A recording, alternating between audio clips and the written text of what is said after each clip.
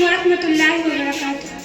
الحمدللہ وکفی والصلاۃ والسلام علی رسولہ المصطفیٰ، اما بعد۔ قال اللہ تعالی وَلَهُنَّ مِثْلُ الَّذِي عَلَيْهِنَّ بِالْمَعْرُوفِ، صدق اللہ العظیم۔ محترم حضرات، میری ماں اور بہنوں، آج سے 1400 سال پیچھے چلے جائیں جب لڑکیوں کو زندہ دفن کرنا فخر کی بات سمجھی جاتی تھی، جب عورتوں کو صرف عیش کا ایک سامان سمجھا جاتا تھا، جب عرب کا جاہل معاشرہ عورتوں کو صرف رنگ محفل سمجھتا تھا، جب ماں اور بہنوں کی عزت خاک میں ملائی جا رہی تھی، جب یورپ میں ابھی اس بات پر تحقیق جاری تھی کہ عورت بھی انسان ہوتی ہے یا نہیں، جب افلاطون جیسا فلسفہ یہ کہہ رہا تھا کہ ہاں عورتوں میں بھی جان ہوتی ہے، جب بکرات جیسا دماغ یہ کہہ رہا تھا کہ عورت ایک پھندا ہے جو مردوں کو پھنسانے کے لیے بنایا گیا ہے، غرض یہ کہ دنیا کی کوئی ایسی شام نہ تھی جو عورتوں کی تذلیل کے پر ختم نہ ہوتی ہو، اور کوئی ایسی صبح نہ تھی جو عورتوں کے لیے غم کا پیغام نہ لاتا ہو۔ ایسے خوفناک ماحولوں میں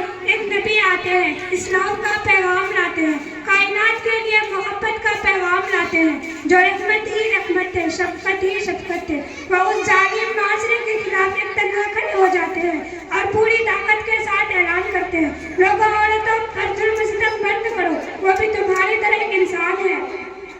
استعصوا بالنساء خیرا، لوگوں عورتوں کے ساتھ بھلائی کا معاملہ کرو، وَلَهُنَّ مِثْلُ الَّذِي عَلَيْهِنَّ بِالْمَعْرُوفِ، مردوں کی طرح ان عورتوں کے بھی کچھ حقوق ہیں۔ یہ آواز کیا آئی کہ ہر طرف کلیاں کھل اٹھی، بہاروں پر بہار آ گئی، آج معصوم کلیوں کو جینے کا حق مل گیا۔ ننھی گڑیا جنہیں دفن کرنا ایک فیشن تھا، اب ایک گناہ سمجھا جانے لگا۔ آپ نے عورتوں کے اتنے حقوق بیان کیے کہ حجۃ الوداع سے لے کر اپنی وفات تک بھی اس کا بار بار تذکرہ فرماتے رہے۔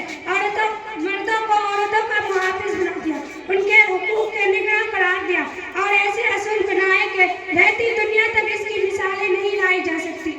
چنانچہ آپ کے فرمان کے مطابق عورت اگر ماں ہے تو فرمایا الجنت تحت اقدام الامہات، جنت تمہاری ماں کے قدموں کے نیچے ہے۔ عورت اگر بیٹی ہے تو اسے والدین کے لیے جہنم سے بچنے کا ذریعہ بنا دیا، عورت اگر بہن ہے تو اسے بھائی کے لیے رحمت اور محبت بنا دیا، عورت اگر بیوی ہے تو اسے باعث سکون قرار دیا، اور دوسری طرف فرمایا خیرکم خیرکم لأہلہ، تم میں سب سے بہتر وہ ہے جو اپنی بیوی کے ساتھ اچھا ہو۔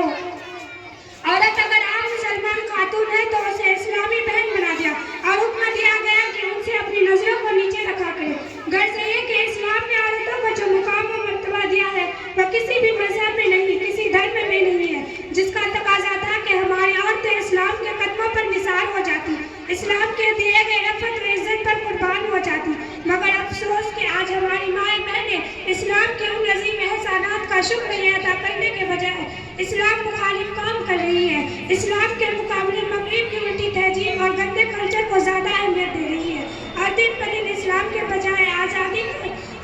نظام کے جھوٹے درباروں کے چنگل میں پھنستی جا رہی ہے۔ میں ان تمام ماں بہنوں سے پوچھنا چاہتی ہوں